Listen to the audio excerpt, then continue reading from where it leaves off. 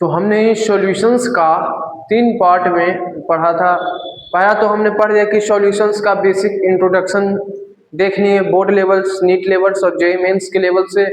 दूसरा पढ़ें कि सॉल्यूशंस दो तरह का होता है, होमोजीनियस और हेटेरोजीनियस।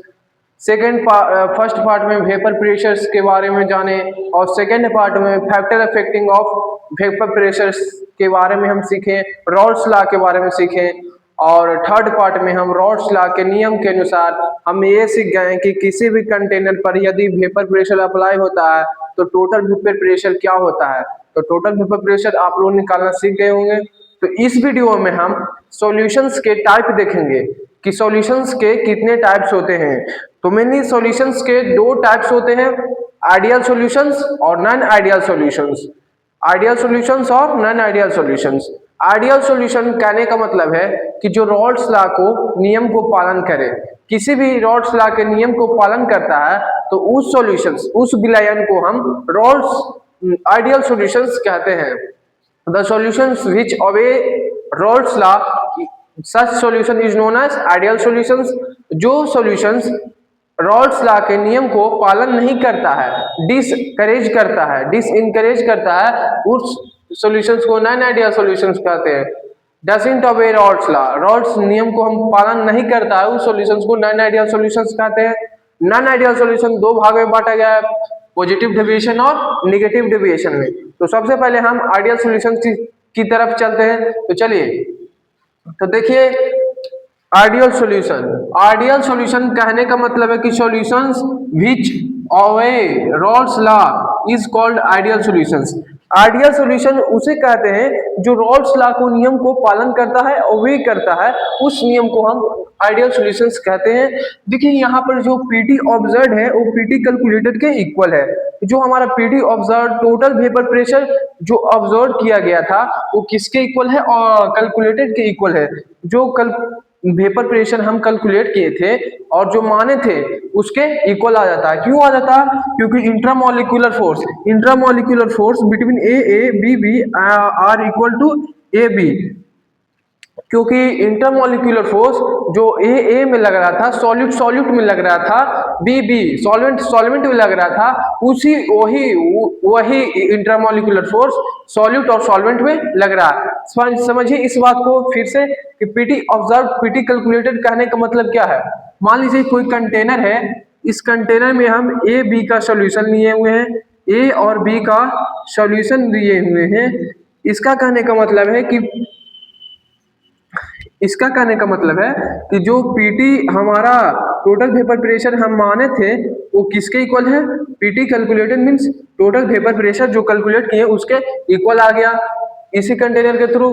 और बता रहा है कि इंट्रामोलिकुलर फोर्स, जो इंट्रामोलिकुलर फोर्स सॉल्यूट में लग रहा था, ए हमारा क्या है, सॉल्यूट, बी सॉल्वेंट। तो ए क्या है, सॉल्यूट, ए क्या है, सॉल्यूट, बी क्या है,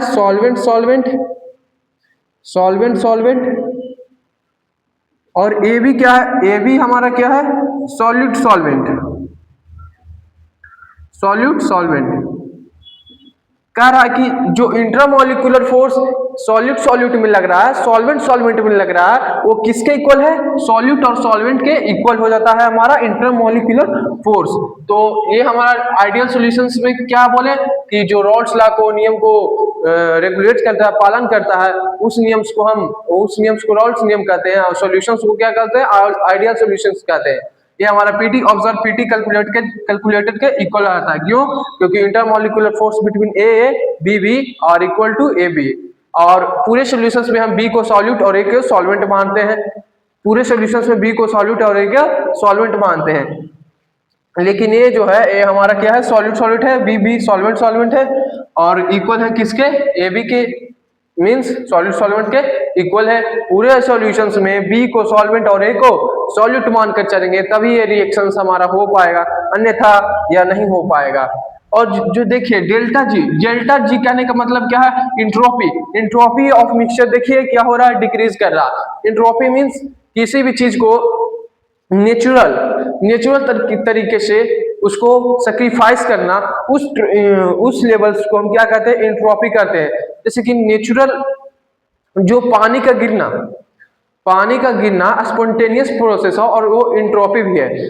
झरना से जब पानी डायरेक्ट गिरता है किसी भी हिल्स के थ्रू, वो इंट्रोपी है, उसमें क्या है, delta G less than zero. Means कहने का मतलब है इसका इंट्रोपी क्या है, कम है। डेल्टा किसी भी इसका इस मिक्सचर का डेल्टा जी मीन्स इंट्रोपी इसका कम है, डेल्टा जी इसका कम है। यहाँ देखिए delta H of mixture, delta H क्या है जी, हीट है, हीट ऑफ मिक्सचर क्या है, जीरो है।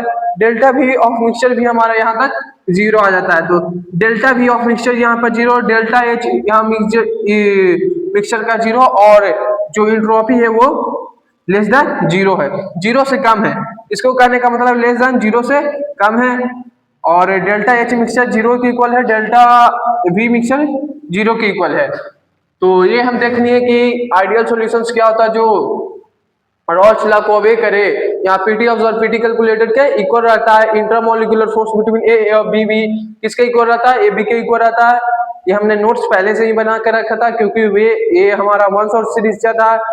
कोई भी बोर्ड के, क्योंकि बोर्ड का नजदीक एग्जाम नजदीक आ रहा है और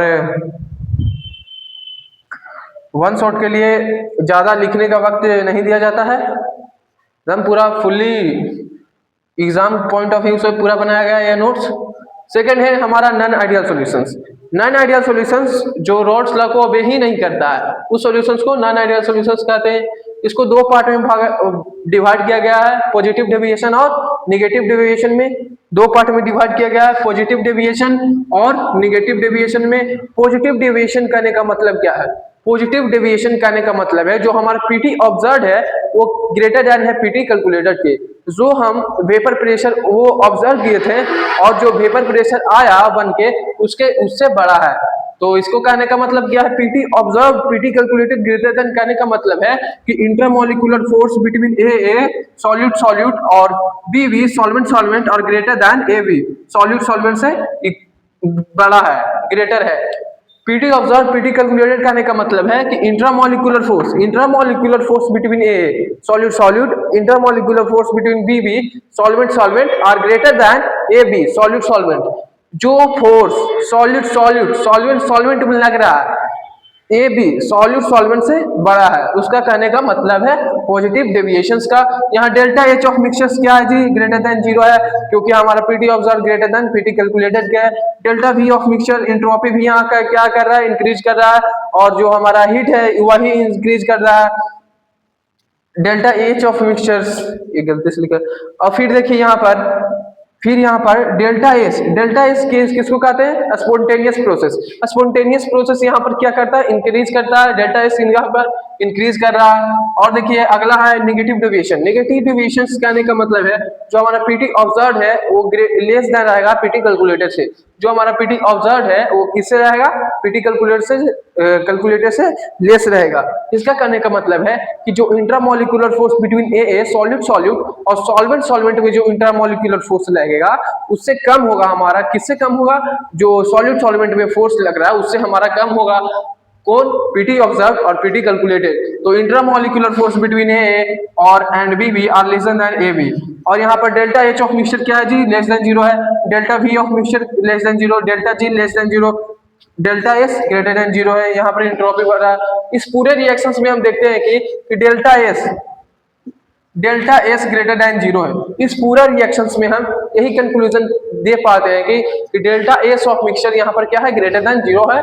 यहाँ पर स्पॉन्टेनियस प्रोसेस पड़ रहा है। पूरा रिएक्शंस में हम यही सीखते हैं सिर्फ।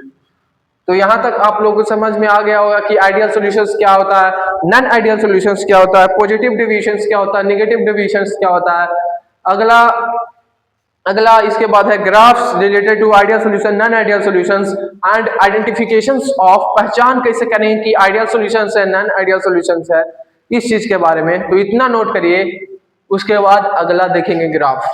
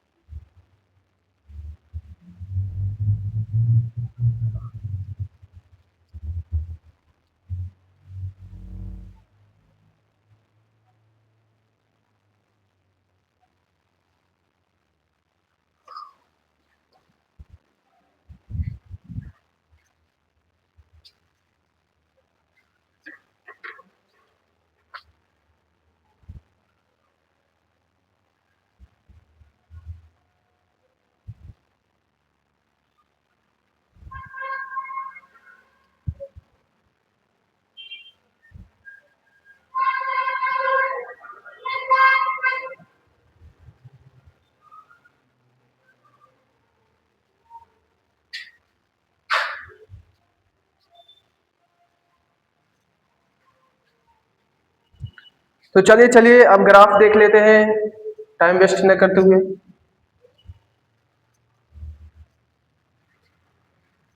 इसी को सिर्फ मिटाते हैं, यहाँ पर ग्राफ बन जाएगा आइडियल सॉल्यूशंस और नॉन आइडियल सॉल्यूशंस का।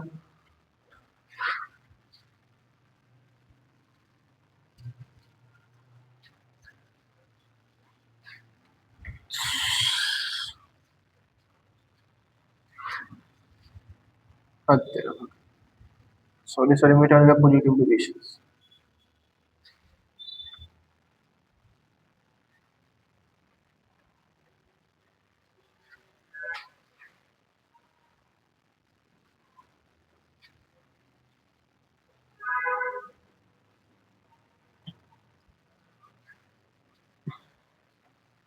यहाँ पर क्या था जी, पॉजिटिव डेविएशन।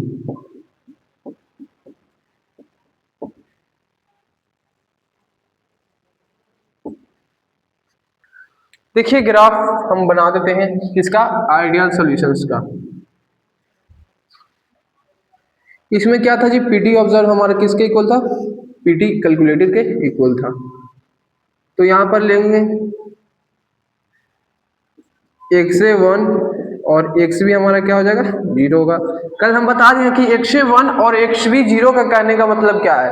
x से 1 कहने का मतलब है, x से 1 कहने का मतलब है क्या, यहाँ में b का कोई मोल ही नहीं है, केवल किसका मोल है, a का मोल है। और यहाँ पर x a 0 होता है और x b 1 होता है।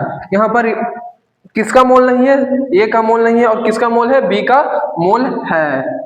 और यहाँ पर क्या था जी, प्रेशर पी नॉट है, यहाँ पर क्या था जी, पी नॉट भी।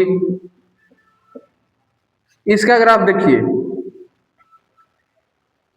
यहां से ऐसे और यहां से ऐसे, और ये क्या बन रहा था जी, पीटी।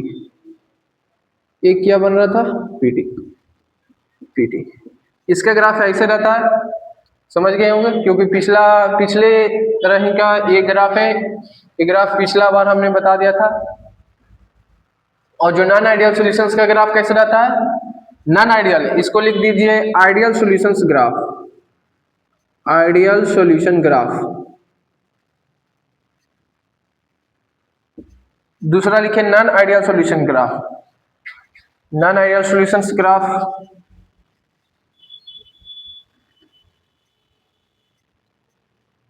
इससे कम रहेगा हमारा, क्या रहेगा, नॉन आइडियल सॉल्यूशंस का ग्राफ इससे कम रहेगा। ये देखिए ये अप जा रहा है ना, ये हमारा कैसे जा रहा है, अप जा रहा है।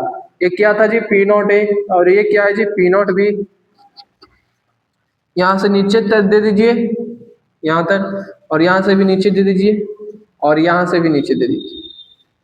ये क्या है जी, पी डी। ये क्या है, पी नॉट ए। यहाँ पर X A equal to 1, X B equal to 0। यहाँ पर एक्स बी इजकल टू 0 और X A equal to 1,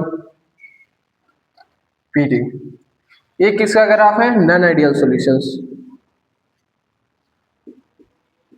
non ideal solutions का।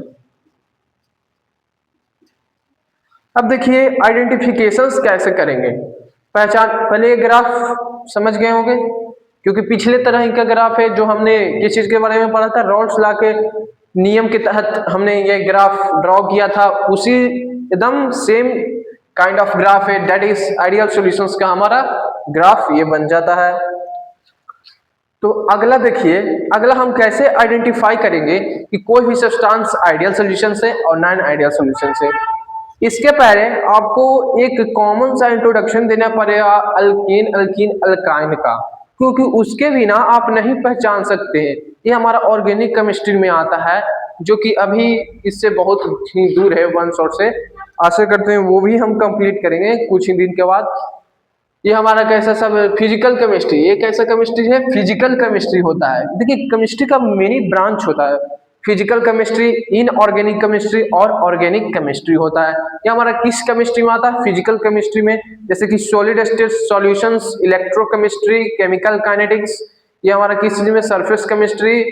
ये हमारा किस चीज में, फिजिकल केमिस्ट्री में। इनऑर्गेनिक में आता है P block elements, D block elements, F block elements, ये सब आता है। और ऑर्गेनिक में आता है halo alkanes, halo arenes, alcohol, phenol, ether, aldehyde, ketone, carboxylic amines, ये सब कैसा केमिस्ट्री में, ऑर्गेनिक केमिस्ट्री में आता है। तो हम फिजिकल केमिस्ट्री पढ़ रहे हैं, तो समझिए ये आइडियल सॉल्यूशंस का ग्राफ समझ लीजिए। इसके बाद हम बोल रहे थे, बता रहे थे कि किसी भी चीज को आइडेंटिफिकेशन, जैसे कि आइडियल सॉल्यूशंस हो, नॉन आइडियल सॉल्यूशंस हो, पॉजिटिव डेविएशन, नेगेटिव डेविएशन, कैसे हम पहचान करेंगे कि सर कौन है हमारा आइडियल सॉल्यूशंस, कौन है हमारा non ideal solution, positive deviation, negative deviation कौन है, कैसा पहचानेंगे। तो चलिए ये पहले नोट करिए।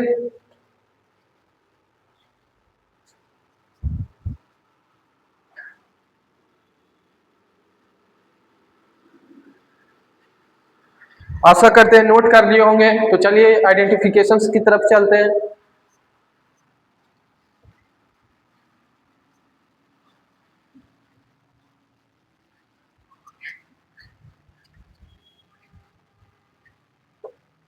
आइडेंटिफिकेशन, इससे क्वेश्चन आता है आपके बोर्ड्स में, नीट में, और आइडेंटिफिकेशन देखिए आइडियल सॉल्यूशंस कहने का मतलब है कि इसमें यदि आप सेम ग्रुप को लेते हैं, सेम ग्रुप को लेते हैं, तो उस सॉल्यूशंस के तहत आप आइडियल सॉल्यूशंस उसको बना लेते हैं। सेम ग्रुप कहने का मतलब है कि जैसे bromo plus ethane, chloro plus ethane, bromo chloro फ्लोरो प्लस इथेन, मीन्स अल्केन के साथ किसी भी फंक्शनल ग्रुप, जैसे कि ब्रोमो प्लस इथेन, ये हमारा कैसे है फंक्शनल ग्रुप आ रहा है, फ्लोरो प्लस इथेन, और क्या क्या आ सकता है, benzene plus toluene, same group, same functional group को आप लेते हैं तो उस सॉल्यूशंस को हम आइडियल सॉल्यूशंस कहते हैं। सेम फंक्शनल ग्रुप क्या लिखेंगे, सेम फंक्शनल ग्रुप। यदि सेम फंक्शनल ग्रुप को लेते हैं तो हमारा कैसा आ जाता है जी, आइडियल सॉल्यूशंस आ जाता है। जैसे कि bromo plus ethane, bromo plus ethane, ethane क्या चाहिए जी, इथेन का फॉर्मूला बताइए, और chloro plus ethane, chloro plus ethane, benzene plus toluene, benzene plus toluene, ये हमारा बेंजीन टोलिन एक फैमिली का है, ब्रोमीथेन एक फैमिली, क्लोरोइथेन वो एक फैमिली। देखिए एक सीरीज पैटर्न फॉलो हो रहा है, ब्रोमो क्लोरो ये सब कैसे पैटर्न फॉलो हो रहा है, इथेन इथेन टोलिन, अंत में ही देखिए जो सेम फंक्शनल ग्रुप है ना, इन, इन मीन्स अल्कीन, अल्कीन अल्केन है, एन ना फॉलो हो रहा है, देखिए एन, एन और इन मीन्स सेम फंक्शनल ग्रुप इसमें आ रहा है। फंक्शनल ग्रुप हमारा कैसा आ रहा है, सेम आ रहा है, अल्केन आ रहा है। तो यू सॉल्यूशंस को हम क्या कहेंगे, आइडियल सॉल्यूशंस कहेंगे। और जो अल्केन का आप लोग फॉर्मूला नहीं जानते, CnH2n+2, आप लोग याद कर रखिएगा क्या है, होता है CnH2n+2, CnH2n+2। अब ईथ मतलब क्या होता है, दो कार्बन, तो सेट कर दीजिए C2H6, इथेन का फॉर्मूला क्या हो जाएगा C2H6, ब्रोमो दे देगा Br+C2H6, किसका एग्जांपल है जी, आइडियल सॉल्यूशंस का, क्योंकि हम जानते हैं bromo plus ethane, chloro plus ethane और बेंजीन प्लस टोलिन, ये हमारा किसका एग्जांपल है, आइडियल सॉल्यूशंस का। आइडियल सॉल्यूशन का आइडेंटिफिकेशन हो गया होगा। अब चलते हैं पॉजिटिव डेविएशंस के साथ। पॉजिटिव डेविएशंस कहने का मतलब है कि कहने का मतलब है किसी भी कार्बन टेट्राक्लोराइड के साथ आपको कोई कंपाउंड दे दे, किसी भी कार्बन टेट्राक्लोराइड के साथ आपको एक कंपाउंड दे दे, उस कंपाउंड को पहचाना रहे, अरे कार्बन टेट्राक्लोराइड के साथ यदि कुछ भी दे दे तो उस कंपाउंड को हम क्या बोलेंगे, पॉजिटिव डेविएशन कंपाउंड। देखिए जैसे कि CCl4+ CC6, ये हमारा हो जाएगा CCl4+ C2H5, CCl4+ C6। अरे कार्बन टेट्राक्लोराइड इसको क्या बोलते हैं, CCl4, इसको क्या बोलेंगे, कार्बन टेट्राक्लोराइड, कार्बन टेट्राक्लोराइड। यदि कार्बन टेट्राक्लोराइड के साथ आपको कुछ भी दिया रहे, कुछ भी कंपाउंड दिया रहे, तो वो किसके डेविएशंस में आएगा? पॉजिटिव डेविएशंस के तहत आएगा। कार्बन टेट्राक्लोराइड, आपको याद सिर्फ लगाना है CCl4। कार्बन टेट्राक्लोराइड के साथ यदि कोई भी कंपाउंड आपको दे दिया जाता है तो उस कंपाउंड को हम पॉजिटिव डेविएशंस कंपाउंड बोलेंगे। यदि आपको नेगेटिव डेविएशंस को पहचानना है तो नेगेटिव डेविएशंस को बता देते हैं। एक जनरल आप लोग जानते हैं, जनरल कैरेक्टरिस्टिक्स से आप जानते हैं, किसी भी सब्सटेंस में एसिड और वाटर का रिएक्शन दे दे, किस चीज में एसिड और वाटर के साथ रिएक्शन दे दे तो उस कंपाउंड को हम क्या बोलेंगे? Negative deviations compound. The substance which gives acid plus water, such compound is known as negative deviations compound. किस चीज के बारे में बात किए? एसिड और वाटर के लिए, एसिड प्लस वाटर। एसिड में ले लीजिए कोई भी H2SO4 प्लस वाटर, तो ये कैसा हो जाएगा जी? Negative deviations compound. और ले लीजिए acid HNO3 plus H2A। HNO3 कैसा है? वीक एसिड है, स्ट्रॉन्ग एसिड है। तीन वो स्ट्रॉन्ग एसिड होता है, 3 स्ट्रॉन्ग एसिड होता है, H2SO4, HNO3 और HCl। ये हमारा 3 स्ट्रॉन्ग एसिड होता है। 3 strong acid, 3 strong acid, 3 strong acid कौन कौन होता है जी? ये पूछ देता है MCQ में, तो लिखिए HCl, H2SO4 और HNO3। ये हमारा कैसा होता है जी? 3 स्ट्रॉन्ग एसिड, स्ट्रॉन्ग एसिड होता है। तो हमने बोला कि पॉजिटिव डेविएशन में कार्बन टेट्राक्लोराइड के साथ कुछ भी दिया जाए तो पॉजिटिव डेविएशन होगा, और एसिड प्लस वाटर के साथ रिएक्शन हमारा दे दिया जाए तो कैसा? नेगेटिव डेविएशन कंपाउंड होगा। और समझिए, क्लोरोफॉर्म के साथ, और किसके साथ? क्लोरोफॉर्म के साथ। क्लोरोफॉर्म के साथ यदि दे दिया जाए कुछ भी तो वो भी किसके एग्जाम्पल हो गए? नेगेटिव डेविएशंस के एग्जाम्पल हो गए। क्लोरोफॉर्म, क्लोरोफॉर्म के साथ किसी भी आपको रिएक्शंस दे दिया जाए तो वो रिएक्शंस हमारा नेगेटिव डेविएशंस का होगा। तो हमने देख लिया कि ideal solution, non ideal solutions में पॉजिटिव डेविएशंस और नेगेटिव डेविएशंस के बारे में हमने सीख लिया कि पॉजिटिव डेविएशंस क्या होते हैं, नेगेटिव डेविएशंस क्या होते हैं, और जो आइडेंटिफिकेशन होते हैं कैसे होते हैं। आइडेंटिफिकेशंस में हम क्या बोले कि ब्रोमो, ये इसमें तो सेम ही, यदि सेम कैरेक्टरिस्टिक्स का दे दे तो आपको इजीली पकड़ लीजिएगा कि ये हमारा कैसा है? आइडियल सॉल्यूशन है। और इसमें bromo plus ethane, chloro plus ethane, benzene plus toluene. यदि आपको नॉन आइडियल सॉल्यूशंस को पकड़ना है, पॉजिटिव डेविएशंस को पकड़ना है तो कार्बन टेट्राक्लोराइड के साथ यदि आपको किसी भी कंपाउंड को दे दिया जाए, कार्बन टेट्राक्लोराइड के साथ यानी CCl4 के साथ यदि आपको किसी भी कंपाउंड को दे दिया जाए तो उस कंपाउंड को हम पॉजिटिव डेविएशंस कंपाउंड बोलेंगे। और जो नेगेटिव डेविएशंस कंपाउंड है, एसिड प्लस वाटर में आपके साथ किसी भी चीज के साथ रिएक्शंस दे दिया जाए एसिड और वाटर के लिए, और या तो क्लोरोफॉर्म के साथ दे दिया जाए तो वो नेगेटिव डेविएशंस का एग्जांपल होगा। तो इतना नोट करिए।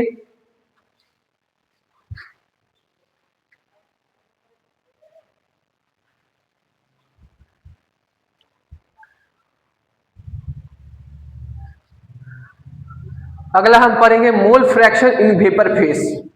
वेपर फेस में क्या मोल फ्रैक्शंस होता है? एक से तो हम ले ही लिए हैं मोल के लिए, अब हम लेंगे वाई, कुछ नया।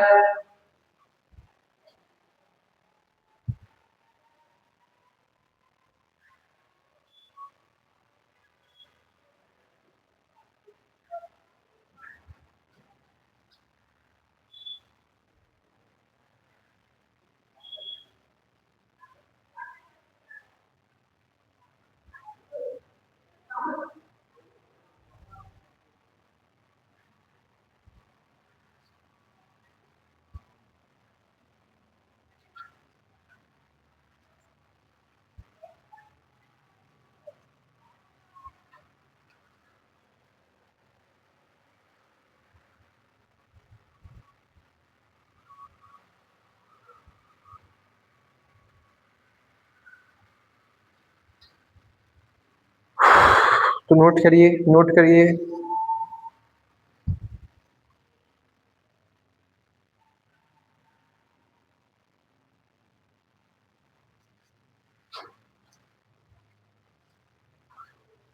नोट करिए, उसके बाद वेपर प्रेशन फेस पढ़ेंगे। मोल fraction in vapour phase.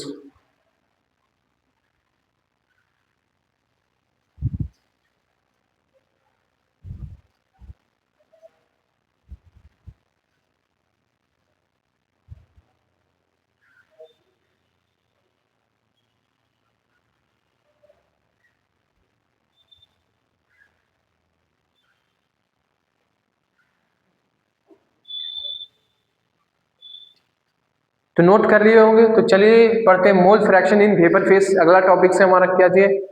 Mole fraction in vapour phase. तो मिटाते हैं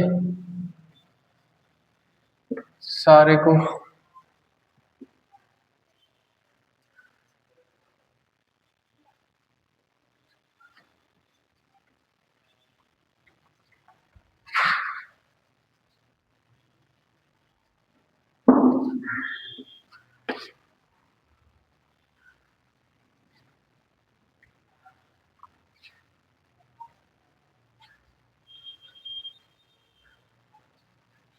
टॉपिक्स का क्या नाम है? Mole fraction in vapour face.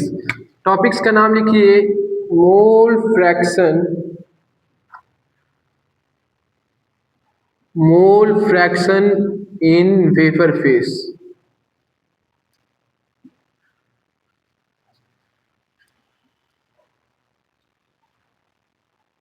Vapour face में क्या मोल फ्रैक्शन होता है हमारा? तो वेपर फेस करने का मतलब क्या है? जो वेपर प्रेशर में हमारा डिफरेंस आया उसका मोल फ्रैक्शन हमको निकालना है। वेपर फेस कहने का मतलब है डिफरेंस इन वीपी। वीपी का मतलब short form vapour pressure. Phase कहने का मतलब किसी को होता है five to minus five. Five to minus five means difference हो रहा है, तो difference in vapour pressure, difference in vapour pressure. तो mole fraction in vapour phase. तो हम मानेंगे, कुछ मानेंगे, जैसे कि let Y is mole fraction vapour phase of A, mole fraction vapour phase of A, और वाई भी क्या है? Mole fraction vapour phase of B. B का mole fraction of vapour phase of B. B का हम vapour face by B माने और ए का वेपर फेस बाई ए मानेंगे। अब हम जानते हैं क्लास 11 के तहत डाल्टन्स लॉ आपको पढ़ाया गया होगा। डाल्टन्स लॉ क्या बोले थे कि जो हमारा पार्शियल प्रेशर है वो मोल फ्रैक्शन और टोटल वेपर प्रेशर के मल्टीपल होता है। कहने का मतलब है कि जो हमारा जो partial pressure is equal to mole fractions into total pressure. ये हमारा किसने बताया था? डाल्टन्स लॉ थ्योरी ने दिए थे। डाल्टन्स लॉ एक आता है हमारा किसी में केमिस्ट्री में, जो कि वेबर्स के रिलेटेड दिए थे। ये हम किस चीज में पढ़ते थे जी? Physical chemistry of class 11th में पढ़ते थे। तो हमारे अकॉर्डिंग तो लिखेंगे इसमें according to Dalton's law, according to Dalton's law, Dalton's law के तहत, डाल्टन्स लॉ के नियम के अनुसार जो हमारा पार्शियल प्रेशर है, पार्शियल प्रेशर वो किसके इक्वल है जी? Mole fraction into total pressure के, टोटल प्रेशर के। तो इससे पार्शियल प्रेशर को पी ए इजकल टू, ये हमारा मोल फ्रैक्शन हो गया Y by A by into T, by into P T, by into P T, ये हमारा हो जाएगा। फॉर्मूला एक निकल गया ये हमारा मोल फ्रैक्शंस के लिए। मोल फ्रैक्शंस के लिए क्या निकल गया? फॉर्मूला हो गया। जो हमारा टोटल प्रेशर होता है ये किस चीज के इक्वल होता है? मोल फ्रैक्शन और टोटल प्रेशर के इक्वल होता है। तो इधर चलिए एक फॉर्मूला बनाते हैं।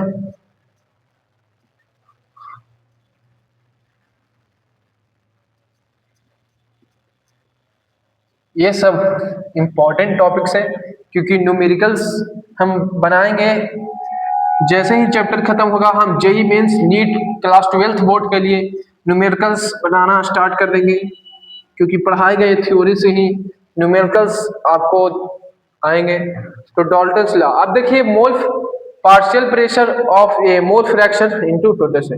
अब पार्शियल प्रेशर ऑफ ए निकालिए, ए का पार्शियल प्रेशर ऑफ ए का निकालिए। पी ए इजकल टू क्या होगा, बाई ए पी टी, ये तो हमारा होगा ही, और पीवी क्या हो जाएगा, फोर पीवी, उसी तरह से PV partial by V upon PT, ये हो जाएगा हमारा। तो ये फर्स्ट इक्वेशन हो गया, और ये हमारा कैसा इक्वेशन हो गया, सेकंड इक्वेशन हो गया। इतना नोट करिए, ये हमारा फर्स्ट इक्वेशन हो गया और ये क्या हो गया, सेकंड इक्वेशन हो गया हमारा। अब निकालिए, अब देखिए अब हमको क्या निकालना है, मोल फ्रैक्शंस ना निकालना है। हम पहले ही क्या बता दिए थे, mole fraction in vapour phase, mole fraction ही आ रहा है वेपर फेस में। तो चलिए यहां से देखिए, यहां से फोर मोल फ्रैक्शन ए के लिए, फोर मोल फ्रैक्शन ए के लिए चलिए निकालिए। बाई ए इजकल टू क्या हो जाएगा जी, P A upon P T, by A equal to P A upon P T हो जाएगा हमारा, हो जाएगा ना, by A equal to P A upon P T. अब देखिए by A equal to P A का क्या लिख सकते हैं, P not A X A plus, अब बताइए पीटी आपने कल निकाला था, पीटी कितना आया था, P not A X A plus P not B X B आया था, P not A X A plus P not B X B आया था। तो वही फॉर्मूला निकाल गया mole fraction of A in vapour phase. इसको क्या बोलेंगे, mole fraction of A in vapour phase. उसी तरह से बी का निकालिए, उसी तरह से हम क्या निकालेंगे, बी का निकालिए। इतना पहले नोट करिए, साइड हो जाते हैं, साइड इतना नोट करिए, स्क्रीनशॉट ले लीजिए।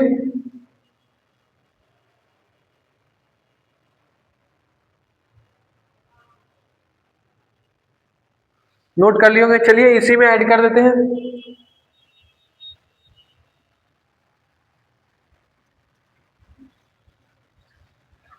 अब देखिए यहां पर निकालिए मोल फ्रैक्शन ऑफ बी के लिए, तो क्या आ जाएगा, P not B upon P not A plus P not B, यही ना आएगा, P not B X X B, यही आ जाएगा हमारा।